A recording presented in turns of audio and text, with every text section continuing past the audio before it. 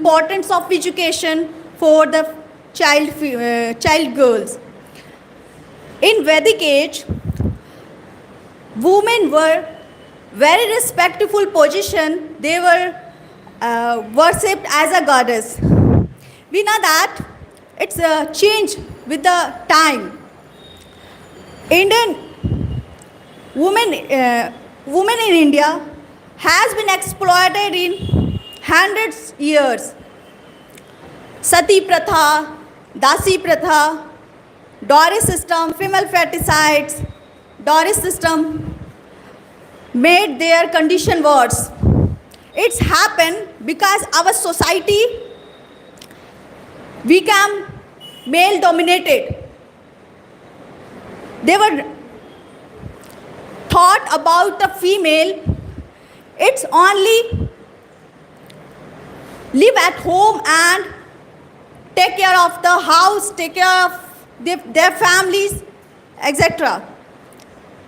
That's the reason it's women were not go out to study and they were not allowed to express their view in front of the peoples, and in case of widow was not allowed to live normal life in our society.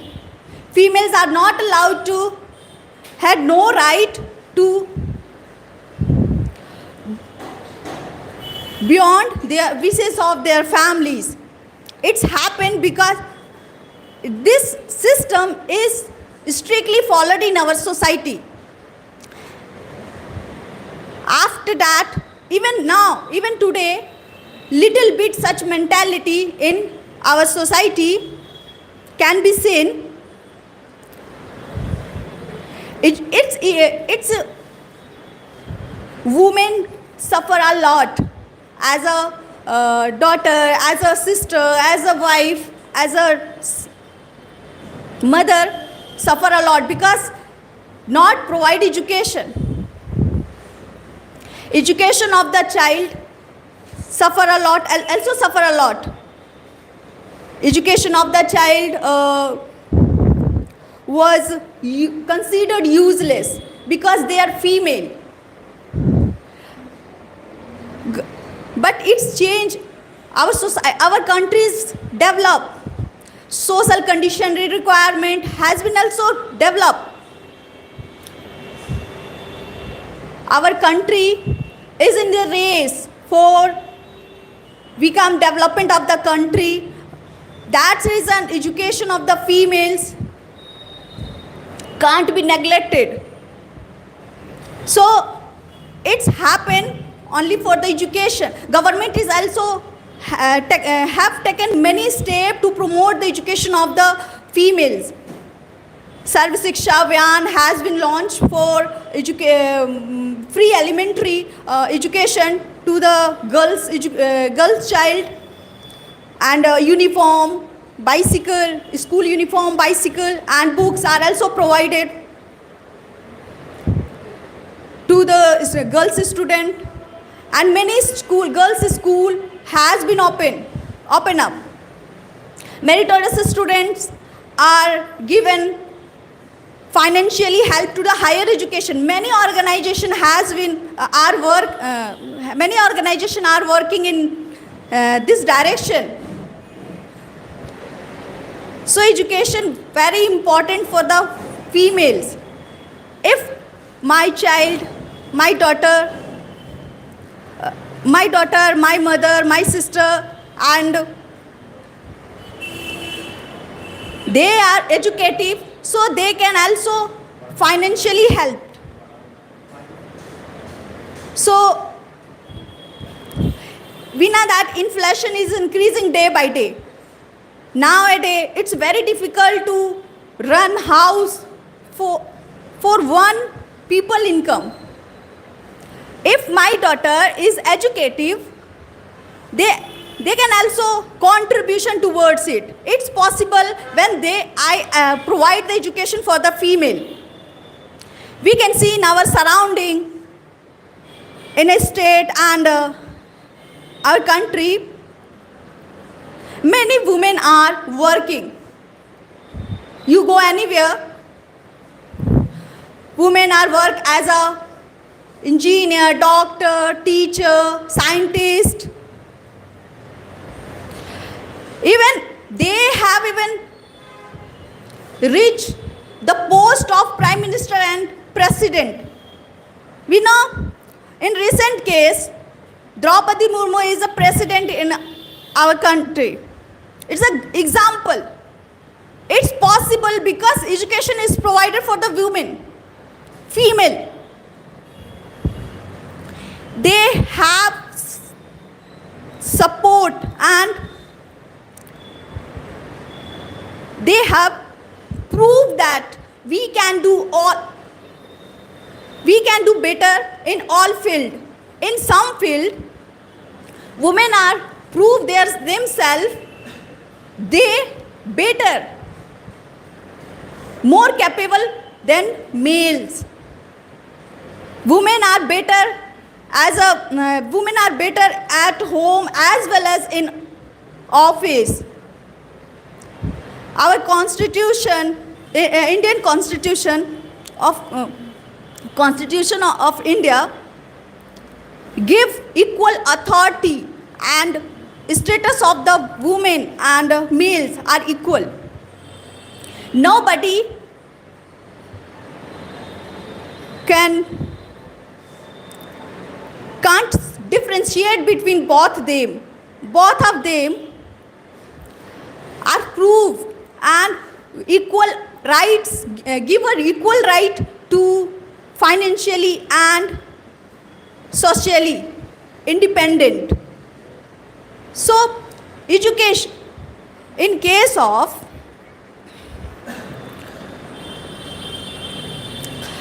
it's happened because education is also changed. It has changed narrow mindset peoples. It's changed open the close eyes of the peoples. Women are independently choose their career and independently leading the independent life. So women can't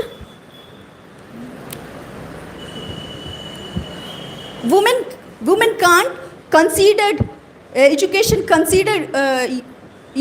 of the women can't consider useless. So education is provided for the women. Thank you.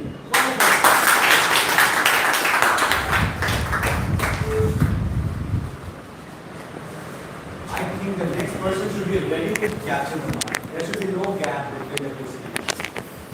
Go on the stairs.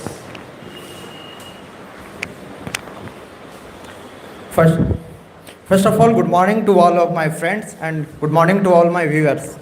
Today's presentation session, and I am going to describe about a very relevant topic, ethanol blending. I will try to give a basic idea about what is ethanol blending, what is 1G ethanol blending, what is 2G ethanol blending, and how does it impact the auto industry, how does it impact the farmers' income. First of all, I want to know what is ethanol blending. Blending means mixing of two things. Whenever we mix two things consequently, then we get a new product. This is called blending. Ethanol blending means right now all the vehicles are running on petrol. Mixing 10% ethanol with petrol for powering our auto industry is called ethanol blending. That means what is the main intention behind ethanol blending? There are two reasons. First is that you know that India spends 85% of the foreign reserve in the importing of fossil fuels. Second is that due to environment concern, the government of India has committed that by 2020 we will have to attain carbon zero emission. Anyhow, we have to make many projects for that. So due to the main reason, ethanol blending is famous in news. So first of all, I would like to tell about physical properties as well as chemical properties of ethanol. Physical properties. Ethanol is a carbon compound. I think you might have studied in class 10. The name of the chapter was carbon and its compound. Ethanol, the formula of ethanol is C2H5OH. It is basically a family of alcohol group. Its ignition temperature is, you can say, quite normal. When you will give some heat, it will get burnt. So this was all about. If we talk about physical characteristic of ethanol, it is liquid in nature, means it formed only in liquid form. So uh, last year there is a Ayog, Niti Ayog, who has predicted that India will achieve 1G ethanol technique, all the prospects of 1G techno by 2021. And right now India has achieved. From the ramparts of the Red Fort, our Prime Minister Narendra Modi has declared that if we want to become a self-reliant India, you can say self-dependent India, we have to become independent on power sector, power policy, energy policy. Right now we are importing all the petroleum products. Due to that, means we are spending a lot of foreign reserve. And the other thing is that I would like to tell what is 1G ethanol blending and what is 2G ethanol blending. First, you know that sugarcane is used for ethanol blending. For producing 76 liter of ethanol, we require 2860 liter of water. Suppose in 1000 kg of sugar, we produce only in 100 kg of sugar, we produce only 76 liter of ethanol, and due to this requires 2860 liters of water. So there is a concern about water level. If we will be formatting ethanol blending at the same rate, then what about underground water? Right now the problem of underground water is very, very crucial, and it is very, very, you can say, detrimental for us. So in that aspect, Niti Ayog has predicted that by 2025 we will achieve the criteria and deadline of 2G ethanol blending. What is 2G ethanol blending? 2G ethanol blending means we will produce ethanol from rice straw, wheat straw, corn cobs, corn stover, and you can say bagases. And there are different type of bio components. Means apart from sugarcane, we will produce ethanol. Means in 2G technology, means we will blend 20% ethanol in petrol. In future, when you will run when you will ride the bicycle and car, at that time you will see that in your tank 20% of ethanol will be blended in petrol. So this is all about ethanol blending. I would like to talk different prospects of different countries on this issue. USA is in field, China is in also field, Brazil as well as India. The most, you can say, the best performer country in that sector is Brazil.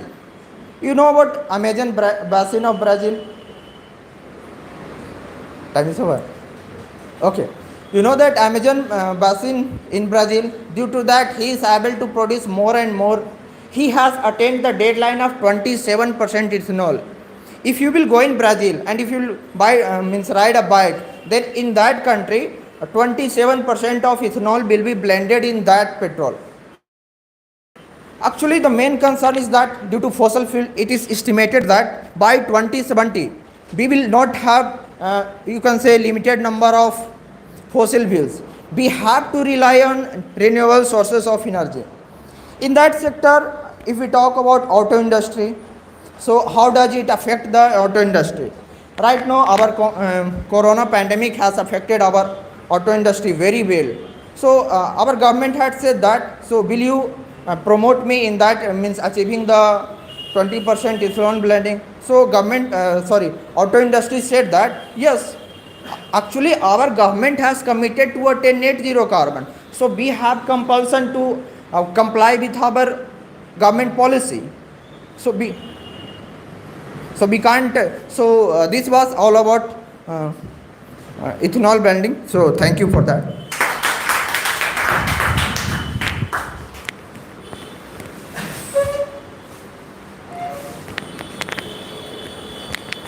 Hello, my name is Suranjan Pandey, and today I am going to present about two movements, and these two movements related to the Bollywood film industry.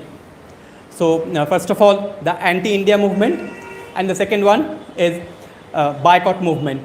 So first of all, anti-India movement. So as you all know that so many Bollywood stars, I'm talking about the majority, they are, and also including the actresses and the actors and producers, directors, even the critics and the I can say lyricists, they are in that movement. They always defaming our country by any means, and also they are defaming the one of the oldest religion of our country. They were always defaming the of the goddess and the god and also the deities. And I think because of the social media nowadays we are very much aware. And I think one second one is the boycott movement. As you all know that after the death of Sushant Singh Rajput, because of the social media, we are very much aware of that movement. And because of the social media, we can also protest or I can say we are very much against those people. They are defaming our country. So in that case, I can say if you are a true Indian, then you have also the right to protest. Because no, we are not allowing those people that they defaming our country, and also any religion, because it is not about only one religion. It is about the I can say all religion, because we are together. And if anyone will break our country, or sometimes they creating some nuisance in our country, then we are together and we can fight against those people. I think nowadays social media is a very good weapon to protest those people or against those people. So I can say please move forward and against I can say please protest who defaming our country. Otherwise we all know that some foreign countries are there. They are always promoting these type of things, nuisance or creating something in our country. So it is the right time to protest. Thank you.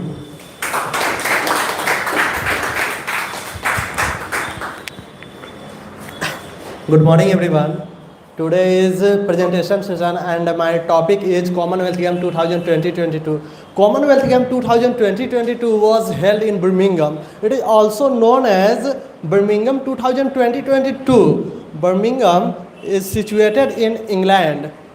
The Commonwealth Game 2020-22 organized from 28 July 2020-22 to 7th August 2020-22. The director of Commonwealth Game 2020-22 was Iqbal Khan.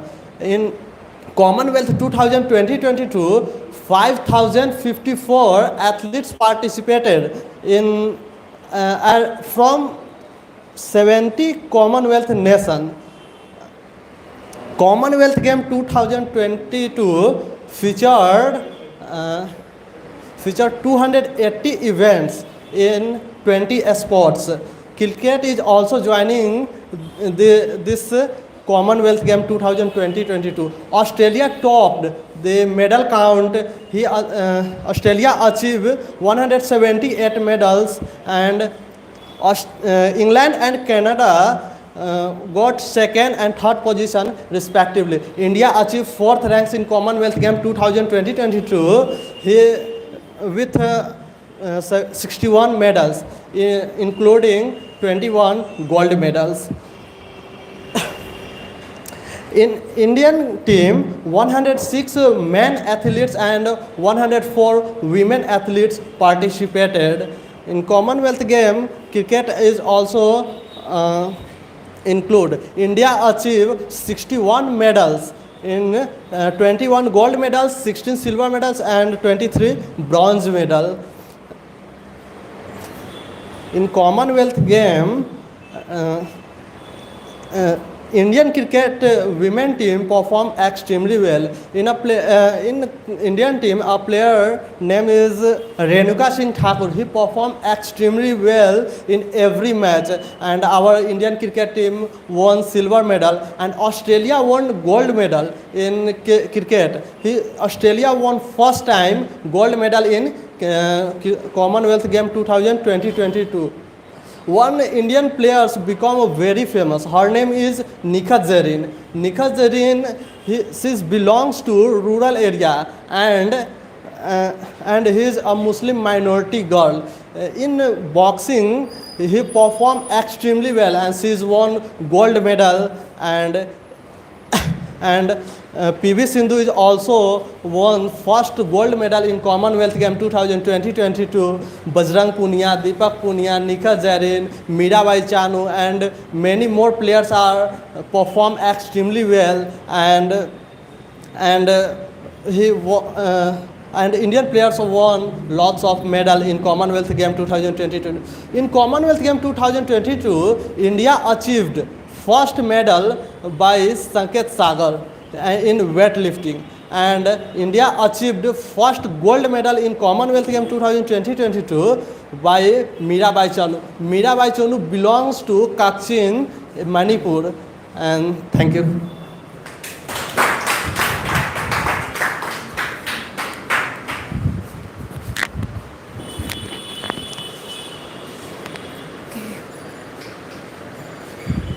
Good morning, everyone. Today my topic is Nalanda. Nalanda is a combination of three Sanskrit words. Na, alam, da. Means unstoppable flow of education. Nalanda Mahavira emerged during in 5th century. It is the one of the oldest university in all of the world. In whole of the world. Now Nalanda is situated in Bihar.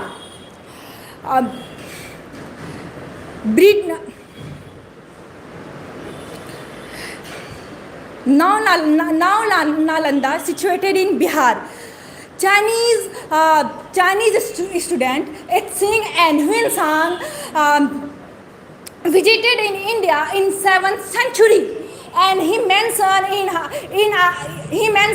account that Nalanda was the oldest and biggest library.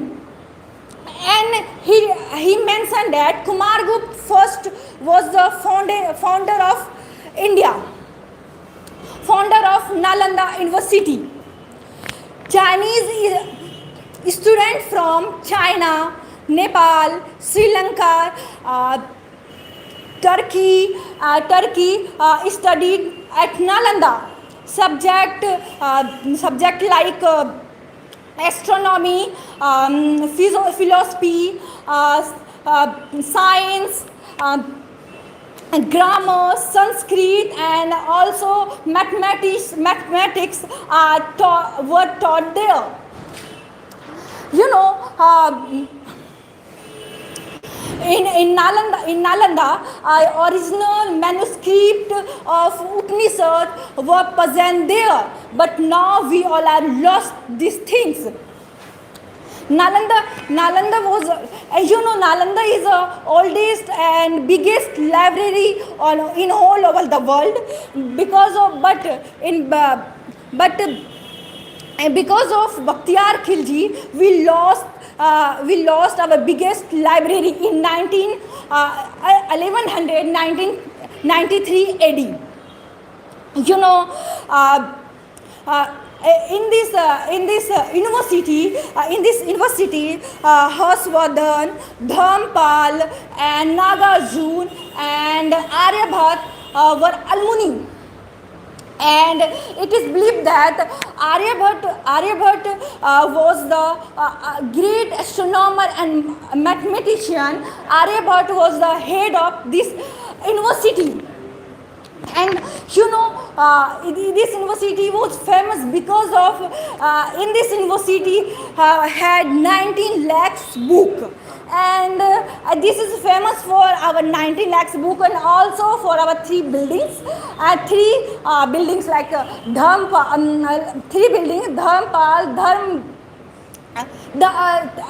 and this library and this biggest library name is Dharmganj. And this three building name is Ratna Sagar, Ratna Rodhi and Ratna Ranjan. And three buildings name is. but in 12th century all these things was destroyed because of Bakhtiyar Khilji.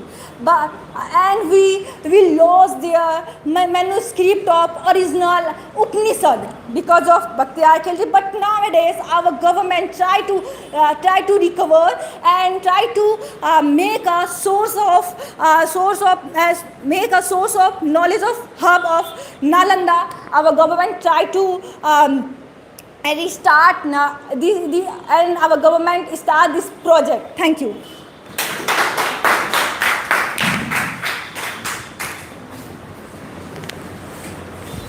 So I will start my conversation by saying that last but not the least. So a very warm and mesmerizing good morning to one and all present here. As you know, today is a presentation day, and what we have prepared for throughout the week we have to present today. So today my topic is sustainable development.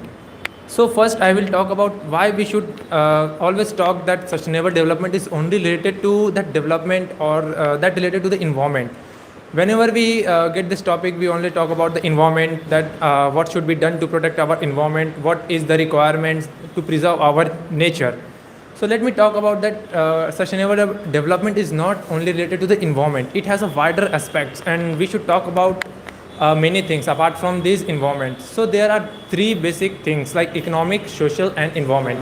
Environment is also included in one of this aim and principle. So according to the Brundtland definition, what is the sustainable development definition? The definition of sustainable development is that the aim of getting the things means the things that the present generation is using should not we should not hamper the things that is available for the future generation. That the things we should use judiciously so that future generation or the upcoming generation can use the available resources.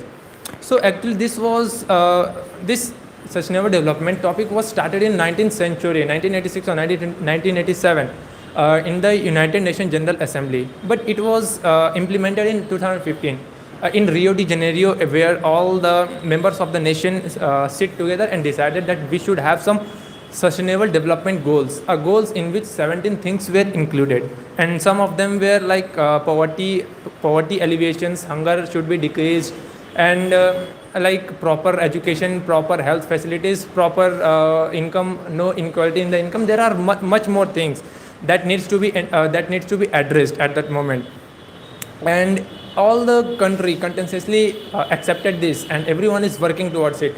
And India has also accepted this sustainable development, and by 2030 we are anticipating that we will achieve our all the goals. And recently a report has published in the news that we have slipped more steps backward in the sustainable development goals because of some of the reason, like due to the pandemic. And during the pandemic you must have seen that our infrastructure was health infrastructure, especially health infrastructure, was overpowered because of the overwhelming number of patients at once. So government has improved their health infrastructure also, realizing the fact that when this pandemic is this comes often after some intervals, so we need to improve our health infrastructure also. And also there is a problem of rapid urbanization. As we know that our population is increasing exponentially, and we need a lot of space to build our infrastructure for our industrialization, and for every purpose we need a lot of space, a lot of fields. So what we are doing, we are on a rampant clearing all the forest covers, our greeneries. We are demolishing all our greeneries, and all the farm land which is available, we are using it for our infrastructure, and that is ultimately hampering our agriculture sector also. And you can see that food crisis is also going all over the world. So there is a lot wider aspects in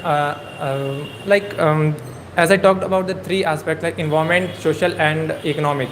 So economic aspect means that there should be no inequality in the economy or income equality. Social means whatever the resources available in the society should be accessible to everyone. And environment, as you know that we should use natural resource judiciously, so that future generations should not compromise with such kind of things. And there was also a report about the MMR and infant mortality rate. MMR stands for maternal mortality rate. As you know, India has a very wide and diversified country where um, at some places MMR is so high. Means whenever a mother gives birth due to some malnutrition and due to some lack of medical facilities, they die. And also the same case happens with the infant mortality rate, because due to some complications and due to some problems during the pregnancy or during some operations, they face such type of issues and they die because of the proper or malnutrition or improper medical facilities. So we are working on it, and I think India should unilaterally work on regarding this issue so that all the issues can be resolved. And we should also think about the people of the downtrodden sections, like due to the rapid urbanization. You must have seen the term like during pandemic, the Dharavi, the most populated slum areas. Means this has become a site where even a small disease can spread rapidly. So we need some space, and we have to give some space to the poor people also, so that they can grow and helps in economic building. So this is a wider aspects, and India is continuously working towards it. And at last, I want to conclude my speech by saying that um, we should work sustainably. It's not the responsibility of the government to think about the citizens. It's the citizens' responsibility, or the responsible citizens can also work towards the betterment of our society and helps in nation building. That's all. Thank you.